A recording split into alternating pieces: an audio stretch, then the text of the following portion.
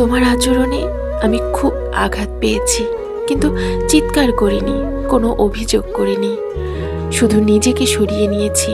জানো তো, ধৈর্যের শক্তি বেড়ে গেলে মানুষ কাঁদে না, বরং হাসে। আঘাত যখন সহ্যের সীমা ছাড়ায়, মানুষ তখন নীরব হয়ে যায়। আমি তো হেরে যাওয়া ব্যক্তি নই, আমার নীরবতাই ভাসমান শূন্যতা। তোমাকে আর বুঝতে পারলাম কই? আমার না বলা কথা তুমি কখনোই বুঝলে না, বোঝার চেষ্টাও করলে না। অথচ না বলা, না জানার মাঝেই সবটা ছিল।